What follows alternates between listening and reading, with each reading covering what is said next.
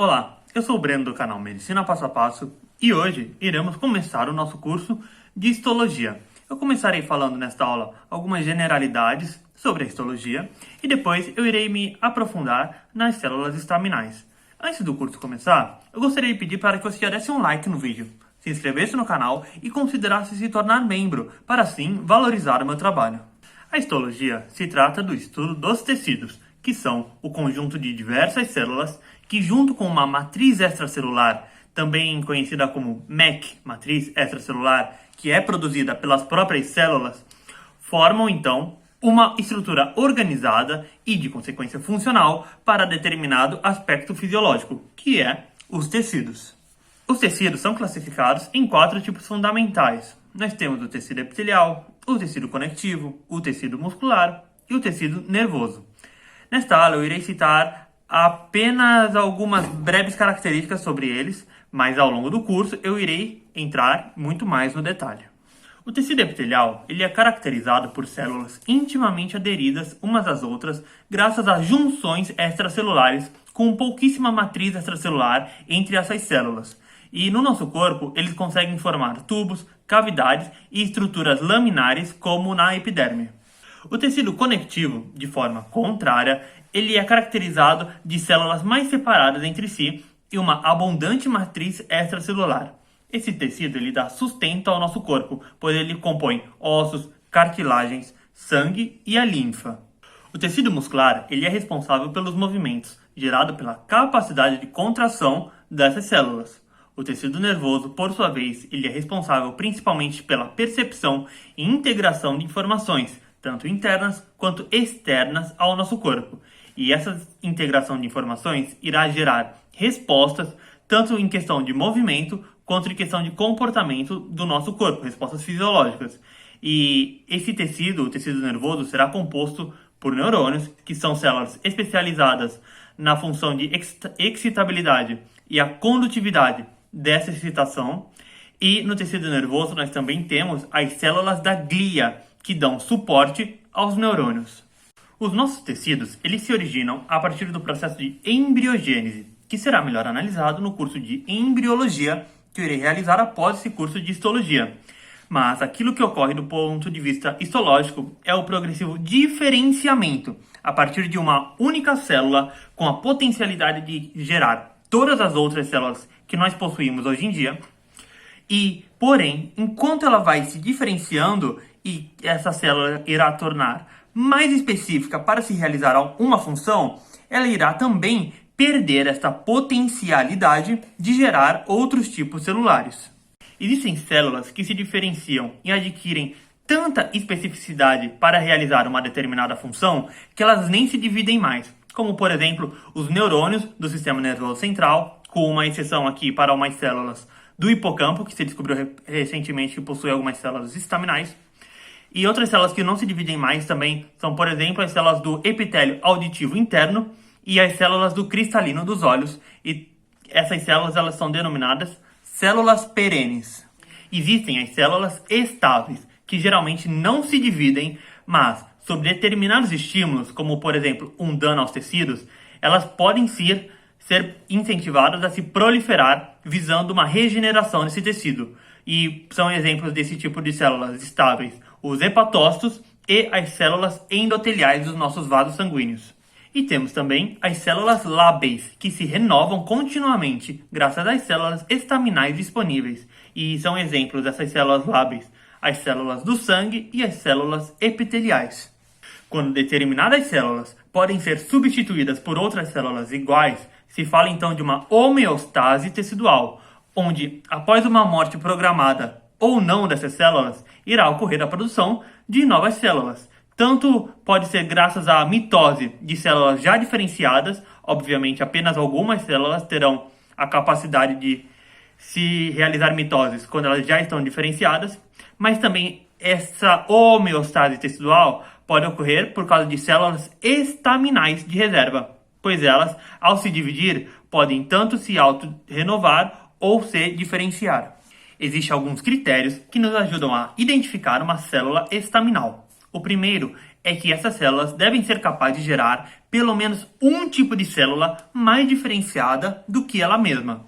Ela também deve possuir uma ilimitada capacidade de proliferar, apesar de que, ao mesmo tempo, ela possui uma baixa velocidade de replicação, principalmente as células estaminais adultas. E, além disso, a gente tem que observar também que elas devem ser capazes de gerar, nas suas divisões, mais células estaminais como ela própria. As células estaminais, elas podem ser classificadas de acordo com o seu potencial diferenciativo, que podem ser, então, classificadas em totipotentes, pluripotentes, multipotentes, oligopotentes e unipotentes, também conhecida como monopotentes. As células totipotentes são aquelas que se encontram na mórula, que é uma estrutura dos primeiros estados de desenvolvimento embrional e será aprofundida no curso de embriologia. Mas as células que compõem esta mórula podem tanto gerar o inteiro organismo, quanto também pode gerar anexos extraembrionários, como por exemplo a placenta. E você que já tem uma noção de embriologia, pode se perguntar então se o zigoto já é uma célula estaminal. Bem, o zigoto, por definição, não é uma célula estaminal, pois uma das definições de células estaminais devem ser que elas devem ser capazes de gerar mais células semelhantes a si próprio, enquanto o zigoto ele apenas se diferencia sem se recriar, sem gerar mais zigotos, porém tem a exceção do caso dos gêmeos monozigóticos. Porém, aqui não é uma exceção à regra, e sim é apenas um caso que acontece, mas aqui a gente não considera ele mesmo assim como uma célula estaminal, porque nós não estamos falando de um mesmo indivíduo. As células pluripotentes, elas são encontradas na massa celular interna da blastocisto, que também iremos compreender melhor nas aulas de embriologia. Essas células, elas geram todas as células do novo indivíduo, menos os anexos embrionários.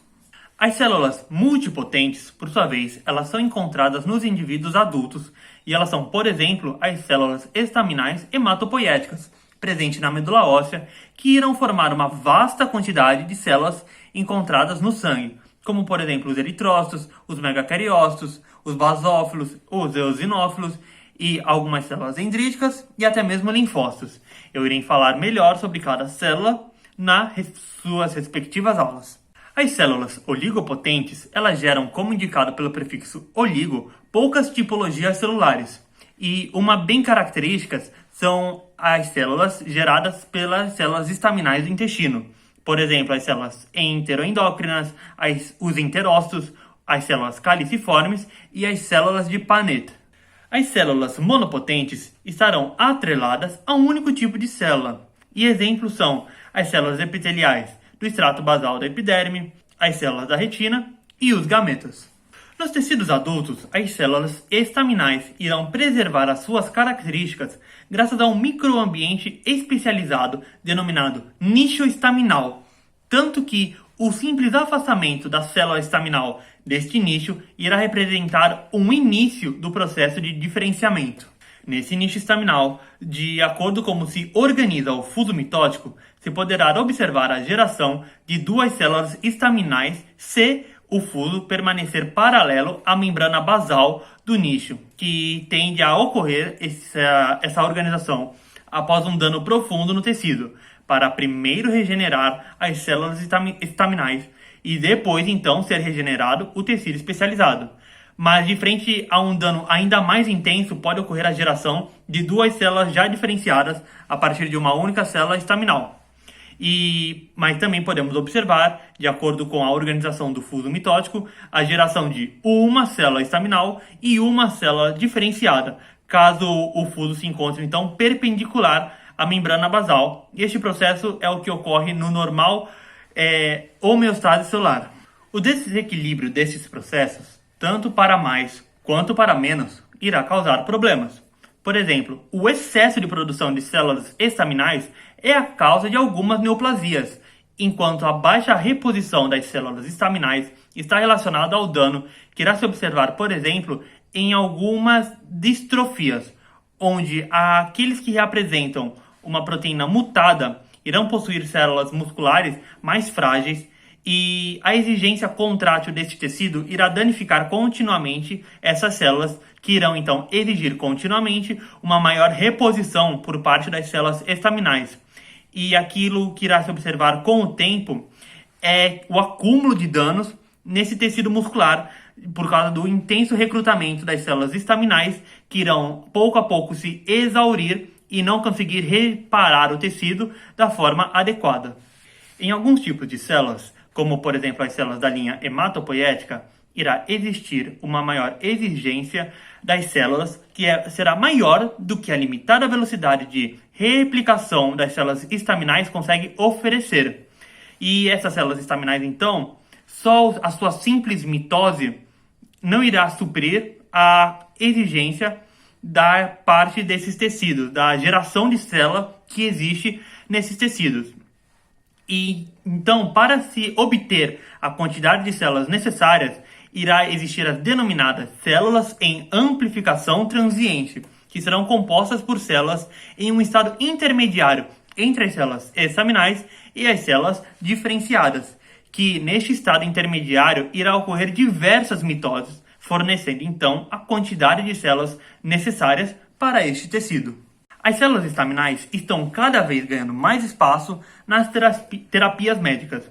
Por exemplo, um exemplo é quando a córnea vem danificada intensamente ao ponto de também danificar as células estaminais da córnea, que essas células estaminais elas se encontram em uma região do olho denominada limbus, que irá encontrar essa região entre a córnea e a conjuntiva do olho.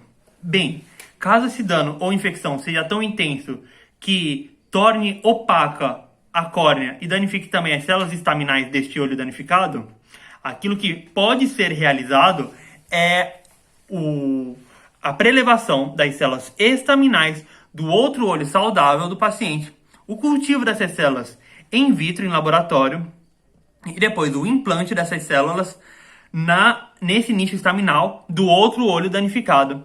E assim, após a regeneração desse tecido, se irá observar uma melhora do problema da opacidade dessa córnea danificada.